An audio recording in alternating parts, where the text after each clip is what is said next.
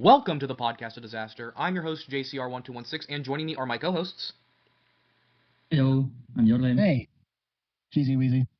Well, I hope you guys are cheesed to see this issue of the Sonic DC cross. I hope you guys are cheesed to see this issue of Sonic DC. As you know, this issue did come out a while ago, but things exist. Yeah. So we opened them up with them in a green with Sonic and the gang in a big green bubble. Yep, big green bubbles are cool. I like the color green. Yeah, I do too. It's my favorite color. Except when there used to be fart bubbles. That's disgusting. Yeah. True. Yeah. You. I still can't believe that people get off on that. Anyway, so we see Flash. Why would you mention that? I have no idea. So anyway, we see Flash steal a Chaos Emerald, and once again, I do have to say, Adam Bryce Thomas's artwork continues to be the MVP of this entire crossover. Yeah, honestly, out of everything that's going on in this crossover, the art is at least very, very appealing to look at. Like, I really like the way that they draw the DC characters as an artist myself. I have some gripes, but, like, those kind of come to nitpicking, but, you know, this is not an art discussion. This is about the story, so... Yeah, I like the Jackson Pollock and Picasso things. My dad always says that he thinks my room looks like a Jackson Pollock painting, and I have no idea why. What does that even mean? The Jackson Pollock painting room. Yeah, Star-Lord said that once, so I guess Dad thought it would be funny to say to me.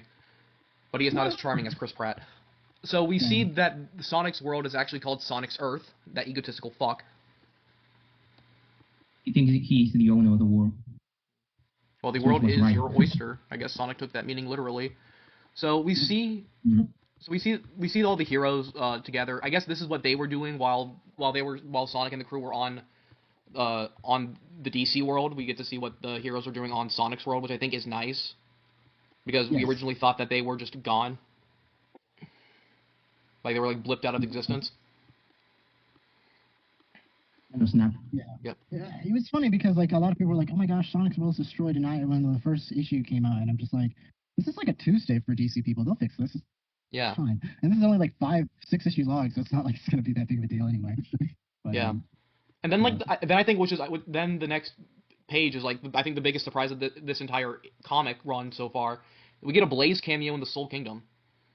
Yeah, that was cool. It's not the Soul Kingdom. Well, yeah, no, it's not the Soul Kingdom, but it is. It's water power. It's Soul Dimension. Yeah. Yeah. It is insane that we get to see Blaze. I didn't think Blaze would show up. I know we've mentioned it a couple of times, but we were like, I'm pretty sure they're just going to stick to the original cast. The fact that we do see Blaze does give me hope that we'll see maybe more characters in the future. Yeah. A team of Tango and Plastic Man, maybe. That would be fun. The both stretchy fellas. I will say Blaze is written pretty well. Blaze is written relatively well in that, like, single cameo appearance she gets, yeah. I think the thing about this issue, and rather more so the entirety of this crossover, is that its pacing is everywhere. Not very good. It's not very good. It could be better. That's mostly because it's only like 6 issues, and we're like, the story is so massive. Actually, it's 5. Like, 5, right? Still, 5 that's even worse. Yeah. And why does Blaze have a Chaos Emerald if this isn't the Soul Dimension? That's another. Maybe she found it. Or maybe they got it in her email. She found it in her mailbox. You see, she got it. She was like, this is a Chaos Emerald. Why is there a Chaos Emerald in my mailbox? And she just sort of was like, okay, well, so I'm just gonna take this. If I remember correctly, according to Rush Adventure, if the Chaos Emeralds and the Soul Emeralds are even together for a split second, doesn't that endanger their worlds? Yeah, it does. Yeah, so it's like, why does Blaze have a Chaos Emerald? Like, I'm rereading, like, you can reread the comic, and she just shows, and she just has it. Like, does Sonic give it to her as, like, a contingency? Like, saying, hey, if I need this, I'll come to the Soul Dimension. Pretty sure she either found it, when she was visiting the world, because she's there to make a little visit, nothing more. So probably she saw how shit was going down, and, end up finding a Chaos Emerald, because she's a guardian of the Soul Emerald, so I assume that maybe she sent the Chaos Emerald and went to find it. Yeah, but at the same time, it's like, I have no idea if this is this can't be canon, so I'm guessing this could take place in an alternate universe. Probably does, because it would be kind of insane. If this was mainline continuity, that would be nuts, but I'm pretty sure this isn't mainline continuity. It's probably the same logic as, like, just any other, like, offshoot crossover where it's like it's adjacent. There's plenty of instances of this happening in other crossovers now. Like the TMNT crossover wasn't specific on which TMNT it was. It just was the TMNT, and then you just kind of roll with it. Batman and stuff. So it's probably the same thing here. It's just Sonic. Like it doesn't. It's not canon, but it is Sonic. And then we get Westopolis. We get to see Metal Sonic getting absolutely pwned by Batman. By the way, he got the yeah, you mean his he got the his grappling hook. And he does take some batarangs, and he does dodge some, and then he just gets pulled up on by Batman. See, the issue is that him getting beaten by Batman is perfectly in character for both of them, but it's just the way they executed it. They make it. Have a problem with. They're like, it was way too short. I don't even think that was the problem. I think he should have I just wish Batman used something a little bit more clever, like, I don't know, throwing a batarang at his turbine so he could jam it up or something, and then making him, like, explode and fall or something. Like, that would have at least been like, oh, that's clever. That makes sense. But he just hits him with his bike. Yeah, he runs him over like I would run like a random person ran over a basketball a couple of years ago. True story, by the way. I nearly I threatened to call the cops because one of my friend's brothers started crying, and I was like, I'm gonna call the cops on you because you ruined the bowl. I have no idea why I did that to this day. But it's like Batman holding a Chaos Emerald goes hard though. But it's like the way that it happened is just like, oh yeah, I'm just gonna just distract you, and it's like, does Metal Sonic easily get distracted? Absolutely. But at the same time, it's like, come on. I feel like if this issue, I feel like this has been a big problem. This is just an overall criticism. I have nothing against Ian Flynn. I think he's the best Sonic writer Sonic's had in a very long time. But he writes everything nowadays, and I feel like you could kind of start to see the burn. I saw it with 79. I have a theory that he was writing the Sonic DC crossover around the timeline of these issues. I cannot confirm or deny that is the case, because I have no talking points with Ian anymore. But I'm pretty sure this was written around the same time, because they came out around the same time. Yeah, I could imagine so. Also, I don't know, this, as a DC fan, as a massive DC fan, and I know as a Sonic fan, I just feel that there could be more with this, but, I mean, I didn't expect too much. I mean, I kind of like it being like a one-and-done cute little crossover, but just the pacing of it, it's like, I thought it was just going to be like, oh, what if the DC characters swap with the Sonic characters? I genuinely thought we were going to see the Flash and Sonic's color scheme or something. I thought it was going to be very simple. Like they were just going to swap. Kind of like what they did with the DC. Like we get to see but yeah, I could see that. But it's like if Batman was going to be Shadow. We have dark.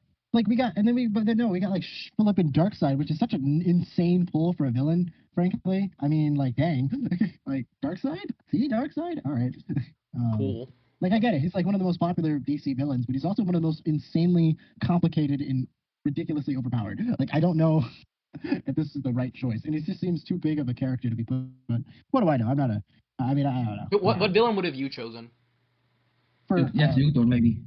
If it has to do with if we're how short this crossover is, we could have easily just did the Legion of Doom. If you wanted an iconic villain, you had Lex show up for a brief minute.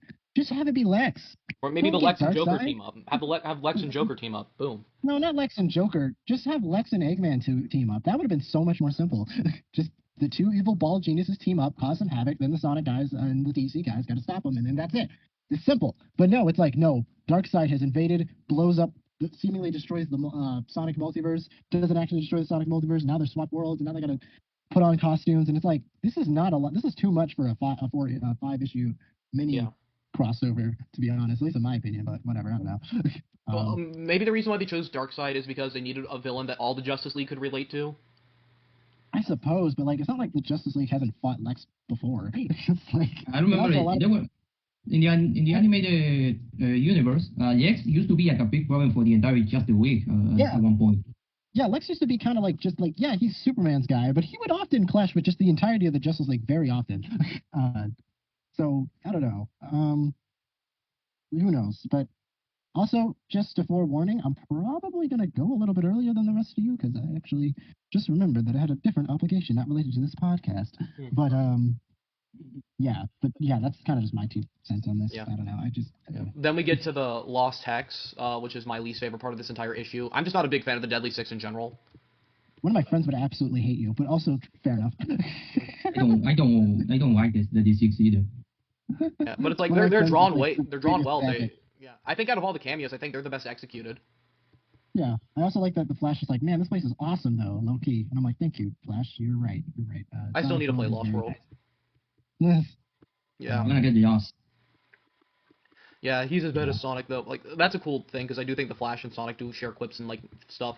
Then we get some actually good pacing here. We get to see the Flash run across. I see that little Sonic CD reference, Ian. You're not slick. Mo can't go 5 minutes without referencing his favorite video game. I'm just kidding.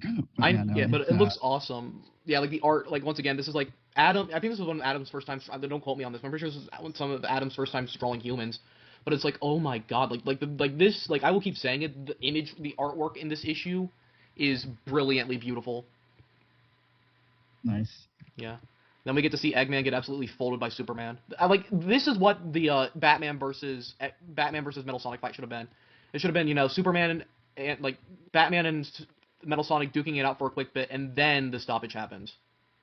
Yeah. It should have been something like this, because this to me is my favorite part of the issue. For me, is the fact that we get to see Superman be intimidating, and then just immediately Eggman folding.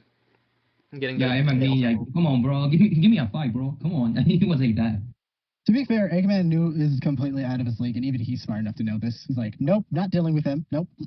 Nope. But he wanted a fight at least, so which is funny. He wanted a fight, but he's just like, nope. Superman, you got it. Like, yeah, no, you got it. It's in the reactor. It's right over here, and Superman just goes straight down. This might be the thumbnail for the episode. I'll send a screenshot of it because I think this is just like hilarious. Oh, there goes the ping noise. Stop terrorizing the aliens, Grandma. I agree with the people who, when that the Green Lantern stuff happened with the Wisp, that it should have been Whisper there. Yeah, I think Whisper being there would be cool. Yeah. But at the same time, it's like they just now got Blazin', so we definitely know Tangle. Like, and any of the IDW characters are probably like in the back of the line. Yeah. Probably, yeah. Imagine Search following up with Kid in the last issue. That would be fun. That'd be fine. Oh. So then, I just hope that this ends in a satisfying way, really. Yeah. So they're locked in this dimension, and they're stuck. We learned that the DC characters are stuck. And then, then we get caught up to what the former issue showed us with them arriving. They still keep the suits, which is pretty cool. Yeah. And so we end with one final battle left, and that was Sonic issue 4 of the DC crossover. Overall, I would say it's a perfectly fine issue. Like, yeah. I would say that so far, I would say it's the weakest out of the 4 that we've gotten so far. Would you agree with that? Definitely, like, it could be better. Yeah, it could definitely be better, but it could have been as bad as 79 was, so I'm glad it's not as bad as 79. I would say this is like an overall 6 out of 10. Yeah, definitely, I agree. It's not the worst, but it's like, well, yeah, it's like, okay. Cool. I don't know. Like, I felt like this was just like a big setup. Like, I hope that they give 5 enough time because the first 3 issues were perfectly decently paced. Like, I had no problems with the pacing with the first 3, but this one just felt off. Yeah. It was cool seeing all the places because one of the biggest knocks on this current era of Sonic is the world building isn't the greatest. So it was nice seeing other parts of Sonic's world, especially seeing the Wisps and seeing the Soul Dimension. That was incredibly cool to see, but at the same time, it's like I kind of wish this was a little bit longer, and that's been like the kind of the theme of the DC crossover, I would say so far. Like, it's an overall still a great crossover, but at the same time, you kind of wish you had more time with it. Very true. Yeah, I think it's not even it's just the pacing, like I said, is overall just. Yeah, the pacing. Yeah, it feels like the Mario movie in a way. Or like the Sonic movie 3. It's a very good comparison. The pacing is definitely the main issue, I think. Just like once we get a slowdown moment, it's just immediately followed back with like 50 quick moments. It's like, oh, there's this. It kind of feels like it kind of feels like a cross, like they're crossing off. Like, okay, there we go. Oh, we have time for a Blaze cameo. There we go. Yeah, pretty much. Yeah, I mean, to be fair, being only given 5 issues and like is kind of stressful, but at the same time, it's like this issue could have been something else. It didn't have to be the way that I thought. I thought this would be the start of. I thought the final fight would be a 2-parter. Like the first 3 issues would be about build up. Then these last 2 issues would be a 2-parter if 5 isn't double length. Yeah. We know the crossover's extending for next year as well, so that's cool. But it's like they can't revisit this without like saying, "Oh, this is an entirely new thing." Yeah, I don't even know how that's going to work, but I guess we'll see. Yeah, so like if there was only going to be 5, if you knew that the crossover was going to extend another year, you could have probably given us a little bit more. You could have given the writers a little bit more time. I mean, even we don't know when this crossover was developed or anything. If I had to guess, probably at bare minimum it started last year. Yeah, probably. Yeah, because Adam drew the most recent issue of 79. He also drew this, so I'm pretty sure my theory about DC and 79 being worked on together at the same time is true. Like, once again, this is not a knock on Ian, but I think this is where, because this current run of IDW, this arc is tying up a lot of things, and people weren't happy, including myself, weren't happy with 79. Some people were happy with 79, but I'm one of those people that were like, on 79.